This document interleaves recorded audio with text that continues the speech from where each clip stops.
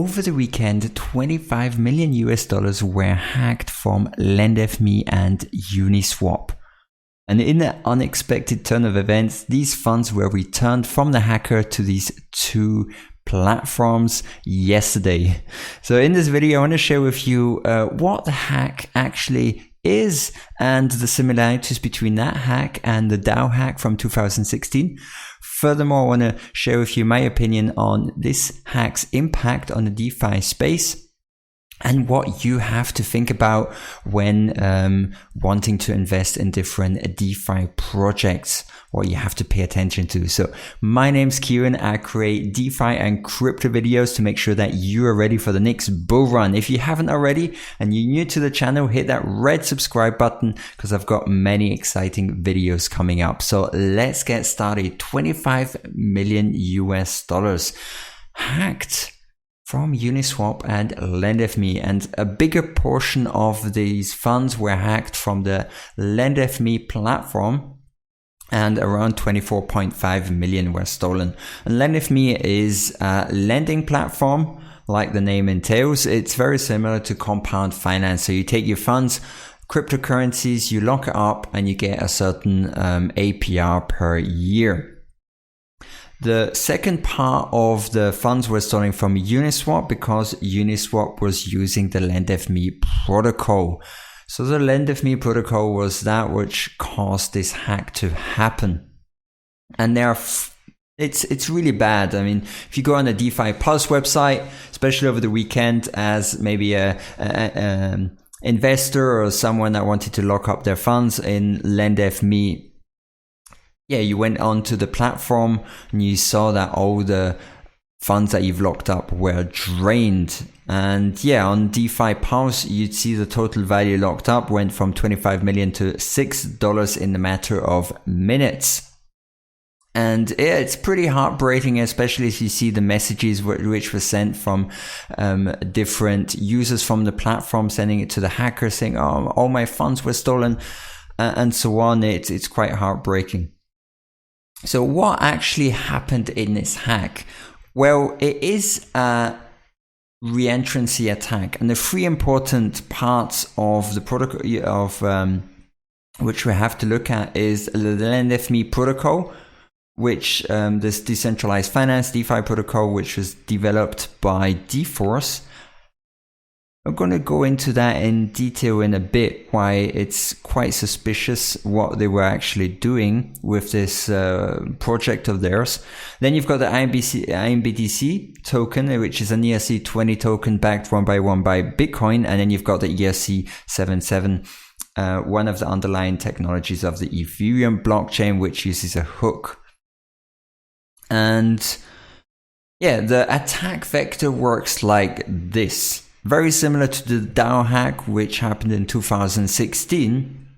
And in the smart contract, there's a function which makes an external code to another smart contract, which is malicious.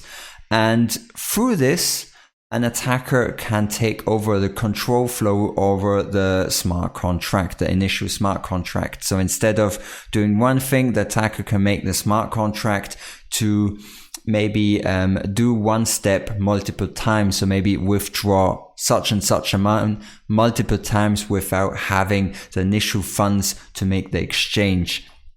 Yeah, so this vulnerability allows the attacker with a certain amount of funds to extract another amount of funds many times. So he would get, for example, 100 token A many times without having the equivalent amount in the initial funds that he wants to exchange for. And this exploit was used in the 150 million DAO hack from 2016. And in simple terms, it starts like this. There's an initiator who starts a legitimate withdrawal. Then before the contract can update the balance, so basically when you do a withdrawal, the first balance goes to 0 and you get tokens from whatever you want to get. And before that happens, there's a reentrancy attack and says that the tokens that you get you get them many times. Here's a wonderful graphic to hopefully explain this process a lot easier. So on the right side, you've got the malicious proxy contract, which initiates the withdrawal. It goes over to the first smart contract and it says, okay, look, I want to withdraw so and so much. And if this is the withdrawal balance, which should be set to 0 at the end. But first, there's the cryptocurrency that should be transferred. And here it falls back to a fallback function, which then says, okay, let's withdraw balance again. And it goes back to the first step of the first contract. So as you can see, this part of the first smart contract gets repeated many, many times until the project that has this first smart contract funds get depleted and has no funds anymore, and then the smart contract stops. So basically, in a similar way, this last hack, the lendfME hack, happened.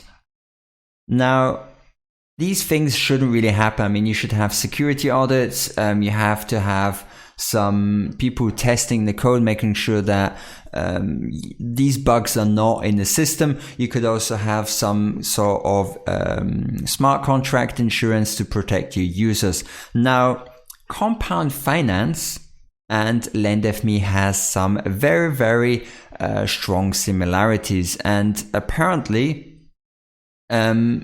dForce is accused of stealing Compound Finance code, and Compound Finance has also started some legal action, and that's why many different DeFi projects are not using the lendfME protocol. Now, Uniswap did actually use the lendfME protocol, and it came and bit them in the behind. So if you've got a DeFi project that is stealing code, then you can't really expect that DeFi project to adhere to very high security standards. And this is something that is terrible and has severe consequences, like this hack as we saw. But in a very interesting, unexpected turn of events, the hacker actually returned the funds to both exchanges, both projects. So the hacker returned the 25 million US dollars. Now you might think, okay, this is a white hacker. He just wanted to test the different smart contracts, take the money and send it back again. But from the information I gathered, his IP address was actually leaked to the Singapore police and his hand was forced. I don't know the exact details. It's possible that he struck a deal that no legal actions will be taken against him if he sent all the funds back. But I don't really have all the information about that. I just know that it wasn't out of good faith that he sent the funds back. He was more likely forced to send the funds back. And yeah, it's pretty insane. Yesterday, the hacker sent the funds back, around 10 million ETH, 6.6 million USDT. And as far as I'm aware, he sent the 25 million US dollars in funds back. And here we've got some extracts from the transactions from Etherscan, so with the different tokens that he sent back. Now, what kind of effect does that have on the decentralized finance space? Now, of course, many negative news, FUD, fear, uncertainty, doubt will have a negative impact on the image of the DeFi space, especially because the DeFi space is relatively new and there's not that many DeFi projects. But the same way there's many different blockchain scams, I think it's very important to be critical about what kind of projects you decide to invest. Not all projects are equal. The same in the blockchain space, when you've got many different ICO scams, pyramid schemes, high yield investment projects. Not all projects are equal, so you have to do your own research, look into the project, and maybe also select some projects which have been audited by trustworthy companies.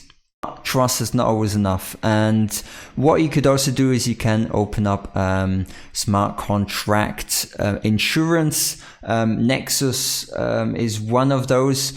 If you're investing large amounts of money into a certain DeFi project.